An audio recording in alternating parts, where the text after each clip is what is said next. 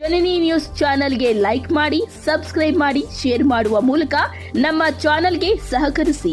ಹೆಚ್ಚಿನ ಮಾಹಿತಿಗಾಗಿ ಸಂಪರ್ಕಿಸಿ ಹರಿಚಿನ್. ಬಹಳ ಜನಕ್ಕೆ ನಮಗೆ ಸವರ್ಣೀಯರು ಅಂತ ಅನ್ಕೊಂಡಿರೋರಿಗೆ ಮೇಲ್ಜಾತಿಯವರು ಅಂತ ಅನ್ಕೊಂಡಿರ್ಗೆ ಹಾಗೂ ಮೇಲ್ಜಾತಿಯವರು ನಮ್ಮ ಬಗ್ಗೆ ಹೀಗೆ ಭಾವಿಸ್ತೀವಿ ಅಂತ ಹೇಳಿ ಅನ್ಕೊಂಡಿರುವಂತಹ ಕೆಳಜಾತಿ ಅಂತ ಅನ್ಕೊಂಡಿರೋ ನಿಮ್ಮಲ್ಲೂ ಕೂಡ ಬಹಳ ಸರಿ ಏನಾಗುತ್ತೆ ಅಂತ ಹೇಳಿದ್ರೆ ಅಂಬೇಡ್ಕರ್ ಅವ್ರನ್ನ ಒಂದು ಸೀಮಿತವಾದಂತಹ ಚೌಕಟ್ಟಲ್ಲಿ ದುರ್ಬಿನಲ್ಲಿ ರಿಸರ್ವೇಶನ್ ಕೊಟ್ಟಿದ್ದ ಅಂಬೇಡ್ಕರ್ ಬರೀ ದಲಿತರಿಗೆ ಅಷ್ಟೇ ಮಾಡಿದ್ರು ಕೆಲಸವನ್ನ ಅನ್ನೋ ಮನಸ್ಥಿತಿಯನ್ನು ನಾವೆಲ್ಲ ಇಟ್ಕೊಂಡ್ಬಿಟ್ಟಿದೀವಿ. ಆದ್ರೆ ಅಂಬೇಡ್ಕರ್ ಅಂತ ಹೇಳಿದ್ರೆ ಬರೀ ದಲಿತರ ಉದ್ಧಾರಕ್ಕೋಸ್ಕರ ಹುಟ್ಟಿದಂತಹ ಮಹಾನುಭಾವರು ಮಾತ್ರನ? ನಿಮ್ಮ ಮನೆ ಒಳಗಡೆ ನೀವು ಭಕ್ತಿಯಿಂದ ನೀವು ಯಾವುದೇ ದೇವರನ್ನ ಪೂಜೆ ಮಾಡಲಿ, ನೀವು ನಿಮ್ಮ ಧರ್ಮ ಗ್ರಂಥ ನಿಮ್ಮ ಮನೆ ಒಳಗಡೆ ನಿಮ್ಮ ಭಗವದ್ಗೀತೆ ಇರಬಹುದು. ನಿಮ್ಮ ಮನೆ ಒಳಗಡೆ ನೀವು ಭಕ್ತಿಯಿಂದ ಶ್ರದ್ಧೆಯಿಂದ ಪದ್ಧತಿಯಿಂದ ನೋಡುವಂತಹ ಧರ್ಮ ಗ್ರಂಥ ನಿಮ್ದು ಕುರಾನ್ ಇರಬಹುದು. ಹಾಗೆ ನಿಮ್ಮ ಮನೆ ಒಳಗಡೆ ನೀವು ಬೈಬಲ್ ಇಟ್ಕೊಂಡಿರ್ಬೋದು. ಮನೆಯಿಂದ ಆಚೆಗೆ ಕಾಲು ತೆಗೆದು ಕೂಡಲೇ ಒಂದು ಸಂಕಷ್ಟ ಆಯ್ತು ಅಂತಂದ್ರೆ, ಒಂದು ಸಣ್ಣ ಸಮಸ್ಯೆ ಆಯ್ತು ಅಂತ ಹೇಳಿದ್ಕೊಂಡ್ರೆ ನಿಮ್ಮ ಭಗವದ್ಗೀತೆ ನಿಮ್ಮ ಉಪಯೋಗ ಬರಲ್ಲ, ನಿಮ್ಮ ಕುರಾನ್ ನಿಮ್ಮ ಉಪಯೋಗ ಬರಲ್ಲ, ನಿಮ್ಮ ಬೈಬಲ್ ನಿಮ್ಮ ಉಪಯೋಗ ಬರಲ್ಲ. ನಿಮಗೆ ಪ್ರೊಟೆಕ್ಷನ್ ಅನ್ನು ಎಲ್ಲಿಂದ ಕೇಳ್ತೀರಿ ಹೇಳಿ? ಅದು ಭಾರತದ ಸಂವಿಧಾನದ ಅಡಿ ಕೊಟ್ಟಿರುವಂತಹ ಹಕ್ಕು ಮತ್ತು ಅದನ್ನ ರಕ್ಷಣೆನ ಕೇಳ್ತೀರಿ. ನಿಮ್ಮ ಮನೆಯಲ್ಲಿ ಭಗವದ್ಗೀತೆ ಇಟ್ಕೊಳ್ಳಿ, ಕುರಾನ್ ಇಟ್ಕೊಳ್ಳಿ, ಬೈಬಲ್ ಇಟ್ಕೊಳ್ಳಿ. ಆದ್ರೆ ನಮ್ಮ ಭಾರತದ ಎಲ್ಲರಿಗೂ ಕೂಡ ಅನ್ವಯವಾಗುವಂತಹ ಒಂದೇ ಒಂದು ಧರ್ಮ ಗ್ರಂಥ ಅಂತ ಹೇಳಿದ್ರೆ ಅದು ಭಾರತದ ಸಂವಿಧಾನ. ಅದನ್ನು ಬರೆದಿರುವಂತರು ಅಂಬೇಡ್ಕರ್ ಅವ್ರನ್ನ ಅವ್ರ ಬಗ್ಗೆ ಒಂದು ವಿಚಾರನ ಹೇಳಬೇಕು ಅಂತ ಹೇಳಿದ್ರೆ, ಅಂಬೇಡ್ಕರ್ ಅವರು ಈಗ ದಲಿತರಿಗೆ ದೇವಸ್ಥಾನ ಪ್ರವೇಶಗಳು ಇಂಥದ್ರ ಬಗ್ಗೆ ಎಲ್ಲ ಹಿಂದೆಲ್ಲ ನಮಗೆ ಸ್ವಾತಂತ್ರ್ಯ ಸಂದರ್ಭದಲ್ಲಿ ಅಂಬೇಡ್ಕರ್ ಅವರು ದಲಿತರಿಗೆ ನ್ಯಾಯವನ್ನ, ಸಮಾನತೆಯನ್ನ, ಗೌರವಯುತ ಬದುಕನ್ನು ಕೊಡಿಸಬೇಕು ಅಂತ ಹೇಳಿ ಹೋರಾಟವನ್ನು ಮಾಡ್ತಾ ಇದ್ರು. ಆ ಸಂದರ್ಭದಲ್ಲಿ ದಲಿತರಿಗೆ ದೇವಸ್ಥಾನದ ನಿಷಿದ್ಧ ಏನು ಪ್ರವೇಶ ನಿಷೇಧ ಇರುವಂತಹ ಸಂದರ್ಭದಲ್ಲಿ ನಾಸಿಕ್ನಲ್ಲಿ ಕೇಳಾರಾಮ್ ದೇವಸ್ಥಾನದ ವಿಚಾರದಲ್ಲಿ ಅದು ಪ್ರವೇಶ ಕೊಡಬೇಕು ಅಂತ ಗಾಂಧೀಜಿಯವರು ಹೇಳಿದ್ರು ಕೂಡ ದೊಡ್ಡ ಸಂಘರ್ಷಣೆ ನಡೆಯುತ್ತೆ. ಯಾಕಾಗಿ ದಲಿತರು ದೇವಸ್ಥಾನದ ಪ್ರವೇಶನ ಮಾಡಬಾರ್ದು ಅಂತ ಹೇಳಿದ್ರೆ ಕೆಲವರು ಪಂಡಿತ ಪಾಮರ ವರ್ಗದವರು, ಕೆಲವರು ಬಹಳ ಸಂಕುಚಿತವಾಗಿ ಯೋಚನೆಯನ್ನು ಮಾಡುವಂತವ್ರು ಏನ್ ಹೇಳಿದ್ರು ಅಂತ ಹೇಳಿದ್ರೆ ಇದಕ್ಕೆ ಶಾಸ್ತ್ರಗಳು, ಧರ್ಮ ಗ್ರಂಥಗಳು ಅಡ್ಡಿ ಆಗ್ತವೆ ಅಂತ ಹೇಳಿದ್ರು. ಆಗ ಅಂಬೇಡ್ಕರ್ ಅವರು ಶಾಸ್ತ್ರಗಳ ಅಡ್ಡ ಆಗುತ್ತಾ, ಧರ್ಮಗ್ರಂಥಗಳ ಅಡ್ಡ ಆಗುತ್ತಾ, ಅದು ಏನು ಅನ್ನೋದನ್ನ ಅವರ ಮೂಲದಲ್ಲಿ ಹೋಗಿ ತಿಳ್ಕೊಳ್ಬೇಕು ಅಂತ ಹೇಳಿ ಅವರು ಸಂಸ್ಕೃತವನ್ನು ಕಲೀಲಿಕ್ಕೆ ಅಂತ ಮುಂದಾದ್ರು. ಹಾಗಾದ್ರೆ ಸಂಸ್ಕೃತವನ್ನು ಕಲಿಸೋರು ಯಾರು? 1929ರಲ್ಲಿ ಚಿಕ್ಕಮಗಳೂರಿಗೆ ಪಂಡಿತ್ ಮದನ್ ಮೋಹನ್ ಮಾಳವೀಯ ಅವರು ಬಂದಿರ್ತಾರೆ. ಕಾಂಗ್ರೆಸ್ಸಿನ ಅಧಿವೇಶನ ಇರುತ್ತೆ.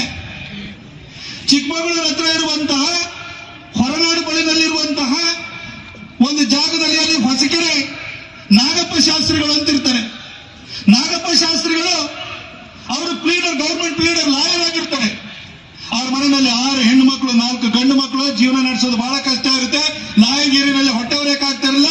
ಆ ಮಧ್ಯದಲ್ಲಿ ಅವರು ಬುದ್ಧನಿಂದ ಬಹಳ ಪ್ರಭಾವಿತರಾಗಿ ಬುದ್ಧ ಭಾಗವತ ಅಂತ ಒಂದು ಪುಸ್ತಕವನ್ನು ಬರಲಿಕ್ಕೆ ಪ್ರಾರಂಭ ಮಾಡಿರ್ತಾರೆ. ಮಾಳವೀಯರನ್ನ, ಪಂಡಿತ್ ಮದನ್ ಮೋಹನ್ ಮಾಳವೀಯ ಅವ್ರನ್ನ ಭೇಟಿಯಾಗುವಂತ ಒಂದು ಅವಕಾಶ ಬರುತ್ತೆ. ಅಲ್ಲಿ ಹೋಗಿ ಅವರ ಭೇಟಿಯಾಗಿ ಬುದ್ಧ ಭಾಗವತದ ಪ್ರತಿಗಳನ್ನು ನೋಡಿದಾಗ ಮದನ್ ಮೋಹನ್ ಮಾಳವೀಯ ಅವರು ಬಹಳ ಇಂಪ್ರೆಸ್ ಆಗ್ತಾರೆ. ನೀನು ಬಾಂಬೆ ಬಂದುಬಿಡು ಅಂತ ಕೇಳ್ತಾರೆ. ಅವರು ಹೊಟ್ಟೆಪಾಡಿಗೋಸ್ಕರ ಚಿಕ್ಕಮಗಳೂರನ್ನ ಬಿಟ್ಟು ಬಾಂಬೆಗೆ ಹೋಗ್ತಾರೆ. 1929ರಲ್ಲಿ ಬಾಂಬೆನಲ್ಲಿ ಡಿಸೆಂಬರ್ನಲ್ಲಿ ಕಾಂಗ್ರೆಸ್ಸಿನ ಸಮಾವೇಶ ಏರ್ಪಾಡಾಗಿರುತ್ತೆ. ಆ ಸಮಾವೇಶಕ್ಕೆ ಗಾಂಧೀಜಿಯವರು ಬಂದಿರ್ತಾರೆ, ನೆಹರು ಅವರು ಬಂದಿರ್ತಾರೆ, ಅಂಬೇಡ್ಕರ್ ಅವರು ಕೂಡ ಅಲ್ಲೇ ಇರ್ತಾರೆ. ಅಲ್ಲಿಗೆ ಈ ಮದನ್ ಮೋಹನ್ ಮಾಳವೀಯ ಅವರ ಕರೆಗೆ ಹೋಗಿದ್ದಂತಹ ನಾಗಪ್ಪ ಶಾಸ್ತ್ರಿಗಳು ಕೂಡ ಬಂದಿರ್ತಾರೆ. ಆಗ ಗಾಂಧೀಜಿಯವರಿಗೆ ಅಂಬೇಡ್ಕರ್ ಅವರು ಸಂಸ್ಕೃತವನ್ನು ಕಲಿಬೇಕು ಅನ್ನೋ ಆಸಕ್ತಿಯನ್ನು ಹೊಂದಿದರೆ ಆ ಶಾಸ್ತ್ರಗಳನ್ನ ಮೂಲದಲ್ಲೇ ಸಂಸ್ಕೃತದಲ್ಲೇ ಓದಿ ತಿಳಿಬೇಕು ಅನ್ನೋ ಆಸಕ್ತಿ ಇದೆ ಅಂತ ಗೊತ್ತಿತ್ತಲ್ಲ. ಆಗ ಹೇಳ್ತಾರೆ ದೇಕೋ ದೇಕೋ ಕೌನ ಅಂತ ಕೇಳ್ತಾರೆ. ನಿಮ್ಗೆ ಒಂದು ಗುರುವಿನ ಶೋಧನೆಯಲ್ಲಿ ಇದ್ದಲ್ಲ, ಗುರುನೇ ಬಂದರು ಅಂತ ಹೇಳ್ಬಿಟ್ಟು ನಾಗಪ್ಪ ಶಾಸ್ತ್ರಿಗಳನ್ನು ತೋರಿಸ್ತಾರೆ. ನಾಗಪ್ಪ ಶಾಸ್ತ್ರಿಗಳ ಹತ್ರ ಸುಮಾರು 7 ವರ್ಷಗಳ ಕಾಲ ಸತತವಾಗಿ ಅಂಬೇಡ್ಕರ್ ಅವರು ಸಂಸ್ಕೃತವನ್ನು ಅಧ್ಯಯನ ಮಾಡಿ ಅಟ್ ದಿ ಏಜ್ ಆಫ್ 43 ಆ ಏಜ್ ಅಲ್ಲಿ ಸಂಸ್ಕೃತವನ್ನು ಅಧ್ಯಯನ ಮಾಡ್ತಾರೆ. ಅಧ್ಯಯನ ಮಾಡಿ ಅದನ್ನ ಕರಗತವನ್ನು ಮಾಡಿಕೊಂಡು ಅವರು ರಿಡ್ಲ್ಸ್ ಇನ್ ಹಿಂದೂಯಿಸಂ ಪುಸ್ತಕವನ್ನು ಬರೀತಾರೆ. ಯಾವ ಶಾಸ್ತ್ರಗಳು, ಧರ್ಮ ಗ್ರಂಥಗಳು ಕೂಡ ಯಾವುದಿಗೂ ದಲಿತರು ದೇವಸ್ಥಾನ ಭಾರತದ ಪ್ರವೇಶಕ್ಕೆ ಅಡ್ಡಿಯಾಗಿಲ್ಲ. ಇದು ಮನುಷ್ಯ ಕಟ್ಟಿರುವಂತ ಗೋಡೆ, ಮನುಷ್ಯ ನಿರ್ಮಾಣ ಮಾಡಿರುವಂತ ಬೇಲಿಯನ್ನು ಎಕ್ಸ್ಪೋಸ್ ಮಾಡ್ತಾರೆ. ಇದಕ್ಕೆ ನಾನು ಯಾಕೆ ಈ ವಿಚಾರವನ್ನು ಹೇಳ್ತೀನಿ ಅಂತ ಹೇಳಿದ್ರೆ, ನಮ್ಮ ಹುಟ್ಟಿನಲ್ಲಿ ನಾನು ಕೇರಿನಲ್ಲಿ ಹುಟ್ಟಿದಿನೋ, ಕಾಲೋನಿನಲ್ಲಿ ಹುಟ್ಟಿನೋ, ಮೊಹಲ್ಲದಲ್ಲಿ ಹುಟ್ಟಿದಿನೋ, ನನ್ನ ಮನೆಯಲ್ಲಿ ಪರಿಸ್ಥಿತಿ ಏನಿದೆಯೋ, ನಮ್ಮ ಹುಟ್ಟಿನಲ್ಲಿ ಯಾವುದೇ ತಾರತಮ್ಯ ಇಲ್ಲ. ದೇವರು ಯಾವುದನ್ನು ತಾರತಮ್ಯ ಮಾಡಿಲ್ಲ. ಅದಕ್ಕೆ ಹೇಳ್ತಾರೆ ಜನ್ಮನಾ ಜಾಯತೆ ಶೂದ್ರ ಸಂಸ್ಕಾರತ್ತು ದ್ವಿಜ ಉಚ್ಯತೆ ಅಂತ ಹೇಳ್ತಾರೆ. ಹುಟ್ಟಿನಿಂದ ನಾವೆಲ್ಲರೂ ಕೂಡ ಅಜ್ಞಾನಿಗಳಂತ ಅನ್ಕೊಳ್ಳೋಣ ನಾವು, ಆದ್ರೆ ನಾವು ಶಿಕ್ಷಣದ ಮುಖಾಂತರವಾಗಿ ನಾವು ಜ್ಞಾನಿಗಳಾಗ್ತೀವಿ ಅಂತ ಹೇಳಿ ಅಂಬೇಡ್ಕರ್ ಅವರು ಅದಕ್ಕೆ ಒಂದು ದೊಡ್ಡ ಉದಾಹರಣೆ. ನೀವು ಹೇಳಬೇಕು ಅಂತ ಹೇಳಿದ್ರೆ, ನಮ್ಮ ಧರ್ಮ ಗ್ರಂಥಗಳನ್ನು ಬರೆದಿರುವಂತಹ ವಾಲ್ಮೀಕಿ ಇರ್ಬೋದು, ವಸಿಷ್ಠರು ಇರ್ಬೋದು, ವಿಶ್ವಾಮಿತ್ರ ಇರ್ಬೋದು, ಕರ್ದಮ ಇರ್ಬೋದು, ಕೃಷ್ಣ ಇರ್ಬೋದು, ದ್ವೈಪಾಯನ ಇರ್ಬೋದು, ಅಂದ್ರೆ ವ್ಯಾಸ ಇರ್ಬೋದು, ಯಾರು ಕೂಡ ಮೇಲ್ಜಾತಿಯವರಲ್ಲ. ಸ್ವಾಮಿ ವಿವೇಕಾನಂದರು ಇರ್ಬೋದು, ಸ್ವಾಮಿ ದಯಾನಂದ ಸರಸ್ವತಿ ಅವರು ಇರ್ಬೋದು, ಕೆ ಮುನ್ಷಿಯವರು ಇರ್ಬೋದು, ಯಾರನ್ನು ಕೂಡ ಮೇಲ್ಜಾತಿಯವರಲ್ಲ. ಶ್ಯಾಮ್ಜಿ ಕೃಷ್ಣ ವರ್ಮ ಅವರು ಮೇಲ್ಜಾತಿಯವರಲ್ಲ. ಫಸ್ಟ್ ಪಂಡಿತ ಪದವಿನ ಪಡ್ಕೊಂಡವರು ಅವರು. ಲಾಲ್ ಬಹದ್ದೂರ್ ಶಾಸ್ತ್ರಿ ಅವರು ಮೇಲ್ಜಾತಿಯವರಲ್ಲ. ಅವರೆಲ್ಲರೂ ಕೂಡ ಜ್ಞಾನದ ಮುಖಾಂತರವಾಗಿ ಶ್ರೇಷ್ಠರಾದಂಥವರು. ಅಂಬೇಡ್ಕರ್ ಅವರು ಆ ಸಾಲಿಗೆ ಸೇರುವಂತಹ ಒಬ್ಬ ವ್ಯಕ್ತಿ. ನಾನೀಗ ಅಂಬೇಡ್ಕರ್ ಬಗ್ಗೆ ಹೇಳ್ಬೇಕಂತಂದ್ರೆ, ಇವತ್ತು ಭಾರತದಲ್ಲಿ ನಾವು ಆ ಜಾತಿ ಈ ಜಾತಿ ಮೇಲ್ಜಾತಿ ನಾವೆಲ್ಲವೂ ನಾವು ಹೇಳ್ಕೊಳ್ತೀವಲ್ಲ, ಯಾರ್ಯಾರು ಎಷ್ಟೆಷ್ಟು ಡಿಗ್ರಿಯನ್ನ ಪಡ್ಕೊಂಡಿದ್ರಿ ನಿಮ್ಮಲ್ಲಿ ಕೂತಿರೋರ್ನ ನಾವು ಅಂಬೇಡ್ಕರ್ ಬಗ್ಗೆ ಮಾತನಾಡ್ತೀವಿ. ಆದ್ರೆ ಅಂಬೇಡ್ಕರ್ ಅವರು ಶಿಕ್ಷಣದ ಬಗ್ಗೆ, ಶಿಕ್ಷಣದ ಮುಖಾಂತರವಾಗಿ ದಲಿತರವನ್ನ ಮೇಲಕ್ಕೆ ತೆಗೆದುಕೊಂಡು ಹೋಗ್ಬೇಕು, ಮೇಲ್ ಸ್ತರಕ್ಕೆ ತೆಗೆದುಕೊಂಡು ಹೋಗ್ಬೇಕು ಅಂತ ಭಾವಿಸಿದ್ರು. ಇವತ್ತು ಎಷ್ಟೋ ಜಾತಿಗಳಿರ್ಬೋದು, ನಾವು ಶ್ರೇಷ್ಠರು, ಹುಟ್ಟಿನಿಂದ ಜಾತಿ ಬಂದಿದೆ ಅಂತ ಹೇಳ್ತಾರೆ. ಜನ್ಮನಾ ಜಾಯತೆ ಶೂದ್ರ ಅಂತ ಹೇಳಿದ್ರೆ ಅದು ಸಂಸ್ಕಾರ ದ್ವಿಜ ಉಚ್ಚ. ದ್ವಿಜ ಅಂದ್ರೆ ಅದು ಬ್ರಾಹ್ಮಣ ಅಂತ ತಿಳ್ಕೊಳ್ಬೇಡಿ, ಜ್ಞಾನಿ ಅಂತ ತಿಳ್ಕೊಳ್ಳಿ. ಅದನ್ನ ಹುಟ್ಟಿನಿಂದ ಒಬ್ಬ ಬ್ರಾಹ್ಮಣ ಹುಟ್ಟಿದವನು ಬ್ರಾಹ್ಮಣನ ಆಗಲ್ಲ. ಅವನು ಜ್ಞಾನ ಸಂಪಾದನೆ ಮುಖಾಂತರವಾಗಿ ದ್ವಿಜನಾಗುವಂಥದ್ದು. ಹಾಗೆ ಅಂಬೇಡ್ಕರ್ ಕೂಡ ಅದೇ ರೀತಿ ಶ್ರೇಷ್ಠರಾದವರು. ಇವತ್ತಿನ ಯೋಚನೆ ಮಾಡಿ, ಭಾರತದಲ್ಲಿ ಅತಿ ಹೆಚ್ಚು ಡಿಗ್ರಿಯನ್ನು ಪಡ್ಕೊಂಡಿರುವಂತ ವ್ಯಕ್ತಿಗಳು ಯಾರಪ್ಪ ಅಂತ ಹೇಳಿ ನಾವು ಹುಡುಕಿದ್ರೆ, ಅಂಬೇಡ್ಕರ್ಗಿಂತ ಹೆಚ್ಚು ಡಿಗ್ರಿಯನ್ನು ಹುಡುಕಿರುವಂತವ್ರು ಯಾರಿದ್ದಾರೆ ಹೇಳಿ? ಈ ದೇಶದ ಸ್ವಾತಂತ್ರ್ಯಕ್ಕೋಸ್ಕರ ಹೋರಾಟ ಮಾಡಿದಂತ ಗಾಂಧೀಜಿಯವರಿಗೆ ಎಷ್ಟು ಡಿಗ್ರಿ ಇತ್ತು? ಇವತ್ತು ಎಲ್ಲ ನೋಟ್ಗಳಲ್ಲಿ ಗಾಂಧೀಜಿಯವ್ರ ಫೋಟೋ ನೋಡ್ತೀವಲ್ಲ, ಗಾಂಧೀಜಿಯವರಿಗೆ ಎಷ್ಟು ಡಿಗ್ರಿ ಇತ್ತು? ಹೋಗಿ ಲಂಡನ್ನಿಗೆ ಹೋದ್ರು. ಅಲ್ಲಿ ಹೋಗಿ ನೀವು ಬ್ಯಾಚುಲರ್ ಆಫ್ ಲಾ ಅಂತ ಹೇಳ್ತೀವಿ, ಬ್ಯಾಚುಲರ್ ಆಫ್ ಲೆಜಿಸ್ಲೇಟಿವ್ ಲಾ ಅಂತ ಹೇಳ್ಬಿಟ್ಟು LLB ಅಂತ ಹೇಳ್ತೀವಲ್ಲ ನಾವು. ಆ LLB ಬ್ಯಾಚುಲರ್ ಆಫ್ ಲಾ ಓದ್ಕೊಂಡ್ಬಂದ್ರು. ನೆಹರು ಓದಿದ್ದೇನು ಬ್ಯಾಚುಲರ್ ಆಫ್ ಲಾನೇ ಓದಿರುವಂಥದ್ದು. ನೆಹರುನು ಕೂಡ, ಸಾವರ್ಕರ್ ಕೂಡ ಲಾನೇ ಓದಿದ್ದು, ಸರ್ದಾರ್ ವಲ್ಲಭಾಯ್ ಪಟೇಲ್ ಅವರು ಕೂಡ ಲಾನೇ ಓದಿದ್ದು. ಆದ್ರೆ ಅಂಬೇಡ್ಕರ್ ಅವರು ಎಷ್ಟೆಷ್ಟು ಡಿಗ್ರಿಯನ್ನು ಓದಿದರೆ ಜಸ್ಟ್ ನೀವು ಗೂಗಲ್ ಮಾಡಿದ್ರೆ ಗೊತ್ತಾಗುತ್ತೆ. ಬ್ಯಾಚುಲರ್ ಆಫ್ ಆರ್ಟ್ಸ್ ಕೂಡ ಓದಿದ್ರು, ಬಾಂಬೆ ಯೂನಿವರ್ಸಿಟಿಯಿಂದ ಓದಿದ್ರು. ಅದೇ ರೀತಿಯಲ್ಲಿ MA ಕೂಡ ಕೊಲಂಬಿಯಾ ಯೂನಿವರ್ಸಿಟಿ ನ್ಯೂಯಾರ್ಕ್ ಅಲ್ಲಿ ಮಾಡಿದ್ರು. ಹಾಗೆ MA ಮಾಡಿದ ಮೊದಲೇ MS ಕೂಡ ಮಾಡ್ಲಿಕ್ಕೆ ಹೋಗಿ ಲಂಡನ್ ಅಲ್ಲಿ ಹೋಗಿ ಲಂಡನ್ ಸ್ಕೂಲ್ ಆಫ್ ಎಕನಾಮಿಕ್ಸ್ ಅಲ್ಲಿ ಓದಿದ್ರು. ಹಾಗೆ PhD ಕೊಲಂಬಿಯಾ ಯೂನಿವರ್ಸಿಟಿನಲ್ಲಿ PhD ಪಡಿತಾರೆ. ಅಷ್ಟು ಮಾತ್ರ ಅಲ್ಲ, ಗ್ರೇಸ್ ಇನ್ ಕಾಲೇಜ್ ಲಂಡನ್ ನಲ್ಲಿ ಹೋಗಿ ಲಾನು ಕೂಡ ಓದ್ತಾರೆ. ಆಮೇಲೆ ಆನರರಿ ಡಿಗ್ರಿ ಅವೆಲ್ಲವನ್ನು ಲೆಕ್ಕ ಹಾಕ್ತಿದ್ರೆ 30ಕ್ಕಿಂತ ಹೆಚ್ಚಾಗಿದೆ. MA, MSc, ಬ್ಯಾಚುಲರ್ ಆಫ್ ಲಾ ಎಲ್ಲ ಡಿಗ್ರಿಗಳನ್ನು ಓದಿದಂತಹ ವ್ಯಕ್ತಿ ಅಂಬೇಡ್ಕರ್ ಅಂತವರು. ಅಂತ ಒಂದು ಶ್ರೇಷ್ಠ ಜ್ಞಾನಿ. ಆ ಜ್ಞಾನಿಗೆ ಅವಮಾನ ಮಾಡಿದವರು ಯಾರು? ಮಾತಿದ್ರು ಯಾರು? ಬಿಜೆಪಿ ಅವರನ್ನು ನಾವೇನಾರು ಕೇಸರಿ ಶಾಲೆ ಹಾಕೊಂಡು ಹೋಗ್ಬಿಡ್ಲ ಮನುವಾದಿಗಳು ಅಂತ ಬೊಬ್ಬಾಡಿದ್ದಾರೆ. ಅಂಬೇಡ್ಕರ್ ಅವ್ರಿಗೆ ಅವಮಾನ ಮಾಡಿತ್ತು, ಅಂಬೇಡ್ಕರ್ ಅವರ ತಿರಸ್ಕಾರದಿಂದ ನೋಡಿತ್ತು ಈ ಬಿಜೆಪಿಯ ಮನುವಾದಿಗಳ. ಬಿಜೆಪಿ ಅಂತೇಳಿ ಕೂಡ ದಲಿತ ವಿರೋಧಿಗಳು. ಯಾರು ದಲಿತ ವಿರೋಧಿಗಳು? ಬಿಜೆಪಿಯವರು ದಲಿತ ವಿರೋಧಿಗಳ. ಉತ್ತರ ಪ್ರದೇಶದಲ್ಲಿ ಮಾಯಾವತಿ ಅವರನ್ನ 2 ಸರಿ ಮುಖ್ಯಮಂತ್ರಿ ಮಾಡಿದ್ದಾರೆ. ಬಿಜೆಪಿಯವರು ಮಾಡಿದ್ದು. ಬಿಜೆಪಿಯವ್ರನ್ನ ಮನುವಾದಿಗಳು ದಲಿತ ವಿರೋಧಿಗಳು ಅಂತ ಹೇಳ್ತಿರಲ್ಲ. ನಾನು ಕೆಲವು ಸಣ್ಣ ಉದಾಹರಣೆಗಳನ್ನ ನಿಮ್ಗೆ ಕೊಡ್ಲಿಕ್ಕೆ ಹೋಗ್ತೀನಿ. 1946ರಲ್ಲಿ ಸಂವಿಧಾನವನ್ನ ರಚನೆ ಮಾಡ್ಲಿಕ್ಕೋಸ್ಕರ ಜುಲೈ 6ನೇ ತಾರೀಕು ಒಂದು ಸಮಿತಿ ರಚನೆ ಆಗುತ್ತೆ. ಸಂವಿಧಾನ ರಚನಾ ಸಮಿತಿಗೆ ಆಯ್ಕೆಯಾಗಿ ಬರಬೇಕಾಗುತ್ತೆ. ಆಯ್ಕೆ ಆಗ್ಲಿಲ್ಲ ಅಂತಂದ್ರೆ ಸಂವಿಧಾನ ರಚನಾ ಸಮಿತಿಗೆ ಹೋಗಕ್ಕಾಗಲ್ಲ. ಹಾಗೆ ಆಯ್ಕೆ ಆಗಬೇಕು ಅಂತ ಹೇಳಿದ್ರೆ ಈ ಪ್ರಾದೇಶಿಕವಾದ ಪ್ರಾಂತೀಯವಾದ ಚುನಾವಣೆಗಳ ಏರ್ಪಾಡಾಗುತ್ತೆ. ಚುನಾವಣೆನ ಏರ್ಪಾಡಾಗಬೇಕು ಅಂದ್ರೆ ಬಾಬಾ ಸಾಹೇಬ್ ಅಂಬೇಡ್ಕರ್ ಅವರು ಮುಂಬೈಯಿಂದ ಸಂವಿಧಾನ ರಚನಾ ಸಮಿತಿ ಒಳಗಡೆ ಎಂಟರ್ ಆಗಕ್ಕೆ ಅಂತ ಚುನಾವಣೆ ಬಂದ್ರೆ ಸೋತೋಗ್ಬಿಟ್ರು. ಹಾಗಾಗಿ ಜೋಗೇಂದ್ರನಾಥ್ ಮಂಡಲ್ ಅದನ್ನು ಬಹಳ ದೊಡ್ಡ ಸ್ಟೋರಿ ಇದೆ, ಅದನ್ನ ಹೇಳಲಿಕ್ಕೆ ಹೋಗಲ್ಲ. ಪಶ್ಚಿಮ ಬಂಗಾಳದಿಂದ ಅವ್ರನ್ನ ಆಯ್ಕೆನ ಮಾಡಬೇಕು ಅಂತ ಹೊರಟು ಅಲ್ಲಿ ಜೈಸೂರು ಕುಲ್ನಾದಲ್ಲಿ ಬಾಬಾ ಸಾಹೇಬ್ ಅಂಬೇಡ್ಕರ್ ಅವರು ಅಲ್ಲಿಂದ ಆಯ್ಕೆಯಾಗಿ ಸಂವಿಧಾನ ರಚನಾ ಸಮಿತಿಗೆ ಬರ್ತಾರೆ. ಆದ್ರೆ 1947 ಭಾರತ ಪಾರ್ಟಿಷನ್ ಆದಾಗ ಆ ಒಂದು ಜೈಸೂರು ಕುಲ್ನಾ ಏನು ಜಾಗ ಇದೆ ಹಿಂದೂ ಮೆಜಾರಿಟಿ ಪ್ಲೇಸ್ ಇದು, ಅದನ್ನ ಬಾಂಗ್ಲಾದೇಶಕ್ಕೆ ಬಿಟ್ಕೊಟ್ಬಿಟ್ಟು ಬಾಬಾ ಸಾಹೇಬ್ ಅಂಬೇಡ್ಕರ್ ಅವರ ಸಂವಿಧಾನ ರಚನಾ ಸಮಿತಿಗೆ ಆಯ್ಕೆ ಆಗಿದ್ರಲ್ಲ, ಆಯ್ಕೆನ ಅನೂರ್ಜಿತ ಅಂತ ಮಾಡಿಬಿಟ್ರು. ಯಾರು ಮಾಡಿದ್ದು? ಕಾಂಗ್ರೆಸ್ ಅವ್ರು ಮಾಡಿದ್ದ, ಮನುವಾದಿಗಳು ಮಾಡಿದ್ದ, ಬಿಜೆಪಿ ಅವ್ರು ಮಾಡಿದ್ದು, ಯಾರು ದಲಿತ ವಿರೋಧಿಗಳು. ಅಂಬೇಡ್ಕರ್ ಕೆಟ್ಟ ಮಂದಿ ಸ್ಥಳನೆ ಬಾಂಗ್ಲಾದೇಶಕ್ಕೆ ಹಿಂದೂ ಮೆಜಾರಿಟಿ ಜಾಗ ಆದ್ರೂ ಕೂಡ ಬಿಟ್ಕೊಳ್ತವ್ರು ಯಾರು? ಕಾಂಗ್ರೆಸ್ನವರು. ಆದ್ರೆ ಇವತ್ತು ಕೂಡ ಅಂಬೇಡ್ಕರ್ ಅಂತ ಹೇಳಿ ಮಾತಾಡ್ಸೋದು. ನಮ್ಮ ಆನೇಕಲ್ ನಾರಾಯಣ ಸ್ವಾಮಿ ಅಣ್ಣನು ಹೇಳಿದ್ರು, ಅಲ್ಲಿ ಮಾಧವಪ್ಪನವರು ಪ್ರಿಯಾಂಬಲ್ ಓದಿಸಿದ್ದು. ಆ ಪ್ರಿಯಾಂಬಲ್ ಏನಿದೆ ಅದು ಅಂಬೇಡ್ಕರ್ ಬರೆದಿರೋ ಪ್ರಿಯಾಂಬಲ್ ಅಲ್ಲ, ಅದು ಇಂದಿರಾ ಗಾಂಧಿ ಪ್ರಿಯಾಂಬಲ್. ಅದ್ರೊಳಗಡೆ ಸೇರಿರೋ ಸೋಷಿಯಲಿಸ್ಟ್ ಸೆಕ್ಯುಲರ್ ಅವೆಲ್ಲ ವರ್ಡ್ ಎಲ್ಲ ಅಂಬೇಡ್ಕರ್ ಅವ್ರು ಕೊಟ್ಟಿದ್ದಲ್ಲ. ಆದ್ರೂ ಓದಿಸ್ತಾರೆ ಬಿಜೆಪಿ. 3 ಬೈಯೋದು ಅಷ್ಟೇನೆ. ನಾನು ಮುಂದಕ್ಕೆ ಹೋಗಿ ಹೇಳ್ತೀನಿ ನಿಮಗೆ. ಕೊನೆಗೆ 1947 ಪುಣೆಯಿಂದ ಆಯ್ಕೆಯಾಗಿ ಅವರು ಸಂವಿಧಾನ ರಚನಾ ಸಮಿತಿಗೆ ಬರಬೇಕಾಗಿ ಬಂತು. ಇವತ್ತು ಯೋಚನೆಯನ್ನು ಮಾಡಿ, ನಾನು ಪ್ರಾರಂಭದಲ್ಲಿ ಹೇಳಿದೆ, ನೀವು ಮನೆಯನ್ನ ಹೊಸ್ತಿಲಿಂದ ಕಾಲು ತೆಗೆದು ಕೂಡಲೇ ನಿಮಗೆ ರಕ್ಷಣೆಯನ್ನು ಕೊಡೋದು ಭಾರತದ ಸಂವಿಧಾನ ಅಂತ ಹೇಳಿ ಮನೆ ಒಳಗಡೆ ಲಢಾಯಿ ಮಾಡ್ಕೊಂಡ್ರು ಕೂಡ, ನಿಮಗೆ ಆಸ್ತಿ ಪಾಸ್ತಿ ಜಗಳ ಆದ್ರೂ, ಗಂಡ ಹೆಂಡತಿ ಜಗಳ ಆದ್ರೂ ಕೂಡ, ನಮ್ಮ ಏನು ಬೇಸಿಕ್ ನಮ್ಮ ಏನು ಮೂಲಭೂತ ಹಕ್ಕುಗಳ ವಿಚಾರ ಬಂತು ಅಂದ್ರೆ ಮತ್ತದಕ್ಕೂ ಸಂವಿಧಾನದ ಪ್ರೊಟೆಕ್ಷನ್ ಕೊಡುವಂತ ಇಂಥ ಒಂದು ಅದ್ಭುತವಾದಂತಹ ಸಂವಿಧಾನವನ್ನ, ಪ್ರಪಂಚದಲ್ಲೇ ಅತಿ ದೊಡ್ಡ ಲಿಖಿತ ಸಂವಿಧಾನವನ್ನ ಬಾಬಾ ಸಾಹೇಬ್ ಅಂಬೇಡ್ಕರ್ ಅವರು ಅಷ್ಟು ಪ್ರಯತ್ನವನ್ನು ಮಾಡಿ ಬರೆದ್ರು. ಇಂಥ ಅಂಬೇಡ್ಕರ್ ಅವರು 1951 ನೆಹರು ಅವರ ನೇತೃತ್ವದಲ್ಲಿ ಹಂಗಾಮಿ ಸರ್ಕಾರ ಏನ್ ರಚನೆ ಆಗಿತ್ತು, ಆ ರಚನೆಯಿಂದ ಅದರೊಳಗಡೆ ಲಾ ಮಿನಿಸ್ಟರ್ ಇದ್ರು, ಅದನ್ನ ಬಿಟ್ಟು ನೊಂದ್ಬಿಟ್ಟು ಮನೆ ನೊಂದು ರಿಸೈನ್ ಮಾಡಂಗ್ ಮಾಡಿದ್ಯಾರು? ರಿಸೈನ್ ಮಾಡಂಗ್ ಮಾಡಿದ್ಯಾರು? ಕಾಂಗ್ರೆಸ್, ನೆಹರು ಮಾಡಿದ್ದು. ಆದ್ರೆ ಬಿಜೆಪಿ ದಲಿತರು ವಿರೋಧಿ. ದಲಿತರಲ್ಲ, ಈ ದೇಶದ ಪ್ರತಿಯೊಬ್ಬ ಭಾರತೀಯನ ಆರಾಧ್ಯ ದೈವವಾಗಿರುವಂತ ಅಂಬೇಡ್ಕರ್ ಅವರು, ದಲಿತರ ಶ್ರೇಯೋಭಿವೃದ್ಧಿಗೋಸ್ಕರ ದುಡಿದಂತ ಅಂಬೇಡ್ಕರ್ ಅವರು ಮನನೊಂದು ರಿಸೈನ್ ಮಾಡಂಗ್ ಮಾಡಿದ್ದು ನೆಹರು ಮತ್ತು ಕಾಂಗ್ರೆಸ್. ಆದ್ರೆ ಪಟ್ಟ ದಲಿತ ವಿರೋಧಿ ಅಂತ ಪಟ್ಟ ಸಿಕ್ಕಿದ್ದು ಮಾತ್ರ ಬಿಜೆಪಿ ಅವರಿಗೆ, ಸಂಘ ಪರಿವಾರದವರಿಗೆ. ಇನ್ನೂ ಒಂಚೂರು ಮುಂದೆ ಹೋಗಿ ಹೇಳಬೇಕು ಅಂತಂದ್ರೆ 1952 ಲೋಕಸಭಾ ಚುನಾವಣೆ ಬಂತು. ಅಂಬೇಡ್ಕರ್ ಅವರಂತಹ ಮೇಧಾವಿ, ಮಹಾನ್ ಮೇಧಾವಿ ಲೋಕಸಭೆ ಬರಬೇಕು ಅಂತ ಹೊರಟರು.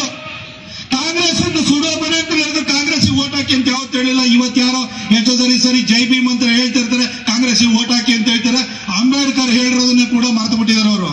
ಆದ್ರೆ ಅಂಬೇಡ್ಕರ್ ಅವ್ರ ಮೇಲೆ ಯಾವ ರೀತಿ ಮೋಸವನ್ನು ಮಾಡ್ತಾರೆ ಅಂತ ಹೇಳಿದ್ರೆ 1952 ಅಂಬೇಡ್ಕರ್ ಅವರು ಲೋಕಸಭಾ ಪ್ರವೇಶ ಮಾಡಬೇಕು ಅಂತ ಹೇಳಿ ಮುಂಬೈನಿಂದ ಹೊರಟಾಗ, ಬಾಂಬೆಯಿಂದ ಹೊರಟಾಗ ಅವ್ರ ವಿರುದ್ಧ ನಾರಾಯಣ ಕತ್ರೋದ್ಕರ್ ಅಂತ ಹೇಳಿ ಅವರ ಪರ್ಸನಲ್ ಸೆಕ್ರೆಟರಿ ನಿಲ್ಲಿಸಿ ಅವರನ್ನು ಸೋಲಿಸಿದ್ದು. ಅವರ ಚುನಾವಣೆಗೆ, ಆ ಒಂದು ಚುನಾವಣೆಗೆ 2 ಸರಿ ಕ್ಯಾಂಪೇನಿಗೆ ಬಂದಿದ್ದು ಯಾರು? ಪಂಡಿತ್ ಜವಾಹರ್ಲಾಲ್ ನೆಹರು. ಆದ್ರೆ ಅಂಬೇಡ್ಕರ್ ವಿರೋಧಿಗಳು, ದಲಿತ ವಿರೋಧಿಗಳು ಅಂತ ಪಟ್ಟ ಸಿಕ್ಕಿದ್ದು ಯಾರಿಗೆ? ಬಿಜೆಪಿ ಅವರಿಗೆ, ಸಂಘ ಪರಿವಾರದವರಿಗೆ. ಅಂಬೇಡ್ಕರ್ ಸೋಲಿಸಿದ್ಯಾರ? 1954 ಬೈ ಎಲೆಕ್ಷನ್, ದಾದರಲ್ಲಿ ಬೈ ಎಲೆಕ್ಷನ್ ಬರುತ್ತೆ. ಬೈ ಎಲೆಕ್ಷನ್ ಅಲ್ಲಿ ಅಂಬೇಡ್ಕರ್ ಅವರು ಮತ್ತೆ ಲೋಕಸಭೆಗೆ ಹೋಗಬೇಕು ಅಂತ ಹೇಳಿ ಪ್ರಯತ್ನ ಮಾಡ್ಲಿಕ್ಕೆ ಹೋಯ್ತು ಅಂತಂದ್ರೆ ಅಂಬೇಡ್ಕರ್ ವಿರುದ್ಧ ಮತ್ತೆ ಕಾಂಗ್ರೆಸ್ನವರು ಬಾಬುರಾವ್ ಬೋರ್ಕರ್ ಅವರು ನಿಲ್ಲಿಸ್ತಾರೆ. ಆ ಒಂದು ಬೈ ಎಲೆಕ್ಷನ್ ಅಲ್ಲಿ ಈ ವೋಟ್ ಚೋರಿ ಅಂತಲ್ಲ, ಸುಮಾರು 74,000 ಕಾನೂನಾತ್ಮಕ ವೋಟ್ಗಳನ್ನ ಡಿಲೀಟ್ ಮಾಡಿಸ್ಬಿಟ್ಟು ಅಂಬೇಡ್ಕರ್ ಅವರು ಮತ್ತೆ 15,000 ಮಾರ್ಜಿನಲ್ಲಿ ಸೋಲಿಸಿದ್ಯಾರು? ಇದೇ ನೆಹರು ಮತ್ತು ಕಾಂಗ್ರೆಸ್. ಪಟ್ಟ ಆದ್ರೆ ದಲಿತ ವಿರೋಧಿ ಪಟ್ಟ, ಅಂಬೇಡ್ಕರ್ ವಿರೋಧಿ ಪಟ್ಟ ಬಿಜೆಪಿಗೆ. ಆದ್ರೆ ಅಂಬೇಡ್ಕರ್ಗೆ ಜೀವನ ಪರ್ಯಂತವಾಗಿ ಅಪಚಾರ ಮಾಡಿದ್ ಮಾತ್ರ ಕಾಂಗ್ರೆಸ್. 1955 ಭಾರತ ರತ್ನ ಅಂತ ಹೇಳಿ ಅತ್ಯುನ್ನತವಾದಂತಹ ನಾಗರಿಕ ಪುರಸ್ಕಾರವನ್ನು ನೀಡೋದಕ್ಕೆ ಬಂತು. ಪದ್ಮಶ್ರೀ, ಪದ್ಮಭೂಷಣ, ಪದ್ಮವಿಭೂಷಣ ಅತ್ಯುನ್ನತವಾದಂತದ್ದು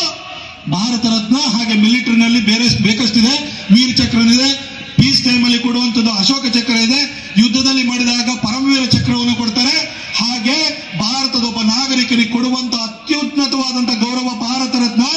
ನೆಹರು ಸತ್ತೋಗಿದ್ದು 1964ರಲ್ಲಿ 64 ಅನಿಸ್ತದೆ, 64ರಲ್ಲಿ. ಆದ್ರೆ ನೆಹರು ಭಾರತ ರತ್ನ ತನಗ್ ತಾನೇ ಕೊಟ್ಕೊಂಡಿದ್ದು ಯಾವಾಗ ಅಂತಂದ್ರೆ 1955-56ರಲ್ಲಿ ತನಗ್ ತಾನೇ 55 ಬಹುಶಃ ಮೊದಲನೇದು 55ರಲ್ಲಿ ಕೊಟ್ಟರು, 56ರಲ್ಲಿ ಅವರಿಗೆ ಭಾರತ ರತ್ನ ಸಿಗುತ್ತೆ. ಯೋಚನೆ ಮಾಡಿ, ಇಂದಿರಾ ಗಾಂಧಿ 1984ರಲ್ಲಿ ತೀರ್ಕೊಳ್ತಾರೆ. ಇಂದಿರಾ ಗಾಂಧಿಗೆ 1971ರಲ್ಲಿ ಭಾರತ ರತ್ನ ಕೊಡ್ತಾರೆ. ರಾಜೀವ್ ಗಾಂಧಿ 1991ರಲ್ಲಿ ತೀರ್ಕೊಳ್ತಾರೆ, 91ರಲ್ಲಿ ಭಾರತ ರತ್ನ ಕೊಡ್ತಾರೆ. ಆದ್ರೆ ಅಂಬೇಡ್ಕರ್ ಅವರಿಗೆ ಮಾತ್ರ ಅವರಿಗೆ ಭಾರತ ರತ್ನ ಕೊಡಬೇಕು ಅಂತ ಕಾಂಗ್ರೆಸ್ಗೆ ಅನ್ನಿಸ್ಲೇ ಇಲ್ಲ. ಅಂಬೇಡ್ಕರ್ ಅವರನ್ನ ಸೋಲಿಸಿ ಅವಮಾನ ಮಾಡಿದಂತ ನಾರಾಯಣ ಕಜ್ರಾಲ್ಕರ್ಗೆ ಇಂದಿರಾ ಗಾಂಧಿ ಅವರು 1970ರಲ್ಲಿ ಪದ್ಮಭೂಷಣವನ್ನು ಕೊಡ್ತಾರೆ. ಆದ್ರೆ ಎಲ್ಲರೂ ಏನಂತ ಹೇಳ್ತೀರಿ? ಇಂದಿರಾ ಗಾಂಧಿನ ಬಹಳ ಉದ್ಧಾರಕ್ಕೆ ಅಂತ ಹೇಳ್ತೀವಿ. ಆಕೆ ಪಕ್ಷನ ಕಾಂಗ್ರೆಸ್ ಪಕ್ಷ ದಲಿತರ ಉದ್ಧಾರಕ್ಕೋಸ್ಕರ ಹುಟ್ಟಿದೆ ಅಂತ ಹೇಳ್ತಾರೆ. ಆದ್ರೆ ಅಂಬೇಡ್ಕರ್ ಅವ್ರನ್ನ ಸೋಲಿಸಿದಂತ ನಾರಾಯಣ ಕಜ್ರಾಲ್ಕರ್ಗೆ ಪದ್ಮಭೂಷಣವನ್ನು ಕೊಟ್ಟಿದ್ದು 1970ರಲ್ಲಿ ಇಂದಿರಾ ಗಾಂಧಿ. ಆದ್ರೆ ದಲಿತ ವಿರೋಧಿ ಪಟ್ಟ ಬಿಜೆಪಿಗೆ. ಅಂಬೇಡ್ಕರ್ ಅವರಿಗೆ ಭಾರತ ರತ್ನ ಯಾವಾಗ ಸಿಕ್ಕಿದ್ದು, ಅವ್ರಿಗೆ ಎಷ್ಟನೇ ಆ ಪಟ್ಟಿನಲ್ಲಿ ಎಷ್ಟನೇ ಸ್ಥಾನ ಅಂತ ನಿಮಗೆ ಗೊತ್ತಾ? ಈ ದೇಶದಲ್ಲಿ 22ನೇ ವ್ಯಕ್ತಿ ಅಂಬೇಡ್ಕರ್. ಅಂಬೇಡ್ಕರ್ ಅವರಿಗೆ ಭಾರತ ರತ್ನ 1990ರಲ್ಲಿ ಕೊಡೋಕ್ಕಿಂತ ಮೊದಲು 1980ರಲ್ಲಿ ಕಾಂಗ್ರೆಸ್ನವರು ಮದರ್ ತೆರೇಸಾ ಕೊಡ್ತಾರೆ. ಅಲ್ಬೇನಿಯಾದಲ್ಲಿ ಹುಟ್ಟಿ ಇಲ್ಲಿ ಬಂದು ಕನ್ವರ್ಷನ್ ಮಾಡ್ತಾ, ಇಲ್ಲಿ ನೋಡಿ ಕೋಲಾರ KGF ಬಂದ್ರೆ ಊರು ತುಂಬಾ ಚರ್ಚು. ಆ ಒಂದು ಯಾರ್ಯಾರು ಕನ್ವರ್ಟ್ ಆಗೋದ್ರು ಆ ದಟ್ಟ ದರಿದ್ರದಲ್ಲೇ ಇದ್ದಾರೆ ಇನ್ನೂ ಕೂಡ. ಆ ವ್ಯವಸ್ಥೆ ಒಳಗಡೆ ಇದ್ದಾರೆ. ಈ ತರ ಕನ್ವರ್ಟ್ ಮಾಡಕ್ ಬಂದಂತ ಮದರ್ ತೆರೇಸಾಗೆ 1980ರಲ್ಲಿ ಭಾರತ ರತ್ನ ಕೊಡ್ತಾರೆ. 87ರಲ್ಲಿ ಖಾನ್ ಅಬ್ದುಲ್ ಗಫಾರ್ ಖಾನ್ ಆ ಕಡೆ ಬಾಂಗ್ಲಾದೇಶ ಅವ್ರಿಗೆ ಕೊಡ್ತಾರೆ. ಆದ್ರೆ ಅಂಬೇಡ್ಕರ್ಗೆ ಕೊಡಬೇಕು ಅಂತ ಅನ್ಸೋದೇ ಇಲ್ಲ. 1990ರಲ್ಲಿ ಬಿಜೆಪಿ ಬೆಂಬಲಿತ ಯುನೈಟೆಡ್ ಫ್ರಂಟ್ ಸರ್ಕಾರ ಆಗ VP ಸಿಂಗ್ ನೇತೃತ್ವದಲ್ಲಿ ಬಂತಲ್ಲ, ಆ ಸರ್ಕಾರ ಬಂದಾದ ನಂತರ ಅಂಬೇಡ್ಕರ್ ಅವರಿಗೆ 1990ರಲ್ಲಿ 22ನೇ ವ್ಯಕ್ತಿಯಾಗಿ ಭಾರತ ರತ್ನ ಕೊಟ್ಟಿದ್ದು. ತನಗೆ ತಾನೇ ಭಾರತ ರತ್ನ ಕೊಟ್ಕೊಂಡಾಗ ನೆಹರು ಅಂಬೇಡ್ಕರ್ ವಿರೋಧಿನೋ, 1971ರಲ್ಲಿ ತನಗೆ ತಾನೇ ಭಾರತ ರತ್ನವನ್ನು ಕೊಟ್ಕೊಂಡಂತಹ ಇಂದಿರಾ ಗಾಂಧಿ ಅಂಬೇಡ್ಕರ್ ವಿರೋಧಿನೋ? ಅಂಬೇಡ್ಕರ್ ಅವರಿಗೆ ಭಾರತ ರತ್ನ ಕೊಡಬೇಕು ಅಂತ ಯಾವತ್ತು ಮನಸ್ಸನ್ನೇ ಮಾಡಿದಂತಹ ಕಾಂಗ್ರೆಸ್ ಅಂಬೇಡ್ಕರ್ ವಿರೋಧಿಯೋ? ಅಥವಾ VP ಸಿಂಗ್ ಸರ್ಕಾರದ ಮೇಲೆ ಪ್ರಭಾವ ಬೀರಿ ಅಂಬೇಡ್ಕರ್ ಅವರಿಗೆ ಭಾರತ ರತ್ನವನ್ನು ಕೊಡಿಸಿದಂತ ಬಿಜೆಪಿ ದಲಿತರ ವಿರೋಧಿನ? ಅಂಬೇಡ್ಕರ್ ಅವರ ಭಾವಚಿತ್ರ ನಿಮಗೆ ಪಾರ್ಲಿಮೆಂಟ್ ಸೆಂಟ್ರಲ್ ಹಾಲಲ್ಲಿ ಇದೆ, ಮುನ್ಸಾಮಣ್ಣ ಇದೆ. ನಾವು ನಾರಾಯಣ ಸ್ವಾಮಿ ಅವರು, ನಾವೆಲ್ಲರೂ ಕೂಡ ನಾರಾಯಣ ಸ್ವಾಮಿ ನಾವೆಲ್ಲ ಪಾರ್ಲಿಮೆಂಟ್ ಅಲ್ಲಿ ಇದ್ದೀವಿ. ಪಾರ್ಲಿಮೆಂಟ್ ಸೆಂಟ್ರಲ್ ಹಾಲ್ ಅಲ್ಲಿ ರಾಜೀವ್ ಗಾಂಧಿ ಫೋಟೋ ಇದೆ, ಭಾವಚಿತ್ರ. ಸಂಜಯ್ ಗಾಂಧಿ ಇದೆ, ನೆಹರು ಫ್ಯಾಮಿಲಿ ಎಲ್ಲರದ್ದು ಇದೆ. ಇನ್ ಸೋನಿಯಾ ಗಾಂಧಿದು ಒಂದು ಬಾಕಿ, ಸೋನಿಯಾ ಗಾಂಧಿದು ರಾಹುಲ್ ಗಾಂಧಿದು ಜನ ಅಧಿಕಾರ ಕೊಟ್ಟಿದ್ರು, ಇಷ್ಟೊಂದು ಸೋನಿಯಾ ಗಾಂಧಿದು ಬಂದ್ಬಿಟ್ರದು ಏನೋ. ಆದ್ರೆ ಪಾರ್ಲಿಮೆಂಟ್ ಸೆಂಟ್ರಲ್ ಹಾಲ್ ಅಲ್ಲಿ ಯಾವ ಕಾನ್ಸ್ಟಿಟ್ಯೂಯೆಂಟ್ ಅಸೆಂಬ್ಲಿಯ ಡಿಬೇಟ್ಗಳು ನಡೀತು, ಎಲ್ಲಿ ಅಂಬೇಡ್ಕರ್ ಅವರು ಕೂತ್ಕೊಂಡು ಶ್ರದ್ಧೆಯಿಂದ ಭಕ್ತಿಯಿಂದ ನಮ್ಮೆಲ್ಲರೂ ಕೂಡ 145 ಕೋಟಿ ಭಾರತೀಯರನ್ನ ಇವತ್ತು ರಕ್ಷಣೆ ಮಾಡ್ತಿರುವಂತ ಈ ಸಂವಿಧಾನವನ್ನು ಕೊಟ್ಟರು. ಆ ಸಂವಿಧಾನವನ್ನು ರಚನೆಯನ್ನು ಮಾಡಿದಂತ ಪಾರ್ಲಿಮೆಂಟ್ ಸೆಂಟ್ರಲ್ ಹಾಲ್ ಅಲ್ಲಿ ಅಂಬೇಡ್ಕರ್ ಫೋಟೋ ಹಾಕಬೇಕು ಅಂತ ಹೇಳಿ ಕಾಂಗ್ರೆಸ್ ಯಾವತ್ತೂ ಅನಿಸ್ತಿಲ್ಲ. ಅದಕ್ಕೆ ಮತ್ತೆ ಬಿಜೆಪಿ ಬೆಂಬಲಿತವಾದಂತ ಯುನೈಟೆಡ್ ಫ್ರಂಟ್ ಸರ್ಕಾರನೇ ಬರಬೇಕಾಗಿ ಬಂತು. ಅಂಬೇಡ್ಕರ್ ಜಯಂತಿಗೆ ರಜೆ ಕೊಡಬೇಕಾದ್ರೆ ಅದು ಅಟಲ್ ಬಿಹಾರಿ ವಾಜಪೇಯಿ ಸರ್ಕಾರನೇ ಬರಬೇಕಾಗಿ ಬಂತು. ಅಂಬೇಡ್ಕರ್ ಅವರು ಹುಟ್ಟಿದ್ದು ಮಾವೋದಲ್ಲಿ, ಅವರು ಅಂತ್ಯ ಸಂಸ್ಕಾರ ಆಗಿದ್ದು ನಾಗಪುರದಲ್ಲಿ, ಹಾಗೆ ಅವರು ಡೆಲ್ಲಿನಲ್ಲಿ ಉಳ್ಕೊಂಡಿದ್ದ ಜಾಗ, ಹಾಗೆ ಲಂಡನ್ ಅಲ್ಲಿ ಅವರು ಓದ್ತಾ ಇದ್ರಲ್ಲ, ಗ್ರೇವಿನ್ಸ್ ಕಾಲೇಜಲ್ಲಿ ಓದಬೇಕಾದ್ರೆ ಲಂಡನ್ ಅಲ್ಲಿ ಕಿಂಗ್ ಹೆನ್ರಿ ರಸ್ತೆಯಲ್ಲಿ ಓದ್ತಾ ಇದ್ರಲ್ಲ, ಆ ಜಾಗ ಮನೆ ಏನಿತ್ತು ಅದು ಆಕ್ಷನ್ ಬಂತು. ಕಾಂಗ್ರೆಸ್ಸಿನ ಸರ್ಕಾರ ಮಹಾರಾಷ್ಟ್ರದಲ್ಲಿತ್ತು, ವಿಲಾಸರಾವ್ ದೇಶಮುಖ್ ಸರ್ಕಾರ ಇತ್ತು, ಅಶೋಕ್ ಚವ್ಹಾಣ್ ಸರ್ಕಾರ ಇತ್ತು. ಆದ್ರೆ ಯಾರನ್ನು ಕೂಡ 32 ಕೋಟಿ ಕೊಟ್ಟು ಆಕ್ಷನ್ ಅಲ್ಲಿ ತಗೊಳ್ಳಿಕ್ಕೆ ಮನಸ್ಸೇ ಮಾಡಲಿಲ್ಲ. ಯಾವಾಗ್ಲೂ ಕೂಡ ಬಿಜೆಪಿ ಅವ್ರನ್ನ ಸಂಘಿಗಳು, RSS ನವರು, ಮನುವಾದಿಗಳು, ದಲಿತ ವಿರೋಧಿಗಳು, ಅಂಬೇಡ್ಕರ್ ವಿರೋಧಿಗಳು ಅಂತ ಹೇಳ್ತಿರಲ್ಲ. ಅಂಬೇಡ್ಕರ್ ಅವರಿಗೆ ಭಾರತ ರತ್ನ ಕೊಡಿಸ್ಲಿಕ್ಕೆ ಅಟಲ್ ಬಿಹಾರಿ ವಾಜಪೇಯಿ ಮತ್ತು ಲಾಲ್ ಕೃಷ್ಣ ಅಡ್ವಾಣಿ ಅವರಂತಹ ಇಬ್ರು ಸಂಘ ಪರಿವಾರದ ಸ್ವಯಂ ಸೇವಕರ ನೇತೃತ್ವದ ಪಕ್ಷ VP ಸಿಂಗ್ ಸರ್ಕಾರಕ್ಕೆ ಬೆಂಬಲ ಕೊಟ್ಟು ಮನವೊಲಿಸಬೇಕಾಗಿ ಬಂತು. ಅಂಬೇಡ್ಕರ್ ಅವರ ಭಾವಚಿತ್ರವನ್ನು ಸೆಂಟ್ರಲ್ ಹಾಲಲ್ಲಿ ಅನಾವರಣ ಮಾಡಲಿಕ್ಕೆ ಅಟಲ್ ಬಿಹಾರಿ ವಾಜಪೇಯಿ ಮತ್ತು ಅಡ್ವಾಣಿ ಅವರಂತ ಇಬ್ರು ಸ್ವಯಂ ಸೇವಕರು ಕಾರಣರಾದ್ರು. ಹಾಗೆ ಕಿಂಗೇತ್ರಿ ರಸ್ತೆನಲ್ಲಿದ್ದಂತಹ ಆ ಒಂದು ಸ್ಥಳವನ್ನು, ಅಂಬೇಡ್ಕರ್ ಉಳ್ಕೊಂಡಿರುವಂತಹ ಸ್ಥಳವನ್ನು 38 ಕೋಟಿ ಕೊಟ್ಟು ಖರೀದಿ ಮಾಡಲಿಕ್ಕೆ RSS ನ ಹೆಡ್ ಕ್ವಾರ್ಟರ್ ಇರುವಂತಹ ನಾಗಪುರವನ್ನ ಪ್ರತಿನಿಧಿಸುವಂತಹ ದೇವೇಂದ್ರ ಫಡ್ನವೀಸ್ ಅನ್ನುವಂತಹ RSS ನ ಸ್ವಯಂ ಸೇವಕ 2014ರಲ್ಲಿ ಮಹಾರಾಷ್ಟ್ರದ ಮುಖ್ಯಮಂತ್ರಿ ಆಗಬೇಕಾಯ್ತು. ಈ ಇಷ್ಟೂ ಜಾಗಗಳನ್ನ ಸೇರಿ ಪಂಚತೀರ್ಥಗಳಾಗಿ ಡೆವಲಪ್ ಮಾಡಲಿಕ್ಕೆ RSS ನ ಮತ್ತೊಬ್ಬ ಸ್ವಯಂ ಸೇವಕ ನರೇಂದ್ರ ದಾಮೋದರ್ ದಾಸ್ ಮೋದಿ ಬರಬೇಕಾಗಿದೆ. ಆದ್ರೂ ಕೂಡ ಇವತ್ತು ದಲಿತ ವಿರೋಧಿಗಳು ಬಿಜೆಪಿಯವರು, ಅಂಬೇಡ್ಕರ್ ವಿರೋಧಿಗಳು ಬಿಜೆಪಿಗಳು, ಮನುವಾದಿಗಳು ಬಿಜೆಪಿಗಳು. ಮನುವಾದ ಏನು ಬಣ್ಣಗಟ್ಟಿ ಅಂತ ನಮಗೂ ಗೊತ್ತಿಲ್ಲ. ಆದ್ರೂ ಮನುವಾದಿಗಳು, ನೀವ್ ಹೇಳ್ರಪ್ಪ ಮನುವಾದ ಏನು ಅಂತ ಹೇಳಿದ್ರೆ ಅವರಿಗೂ ಗೊತ್ತಿಲ್ಲ. ಆದ್ರೂ ಮನುವಾದಿಗಳು ಮಾತೆತ್ತಿನ ಅಂಬೇಡ್ಕರ್ ಹೆಸರು ಹೇಳ್ಕೊಂಡು ನಮ್ಮನ್ನು ಬೈಯೋದು. ಆದ್ರೆ ಅಂಬೇಡ್ಕರ್ ಅವರಿಗೆ ಜೀವನ ಪರ್ಯಂತ ಮೋಸ ಮಾಡಿದವರು, ಅನ್ಯಾಯ ಮಾಡಿದಂಥವ್ರು ಅದು ಕಾಂಗ್ರೆಸ್ನವರು. ನಾನು ಕೇವಲ ಒಂದೆರಡು ವಿಚಾರಗಳನ್ನ ಕ್ವಿಕ್ ಆಗಿ ಹೇಳಿ ನಾನು ಮುಗಿಸ್ತೀನಿ.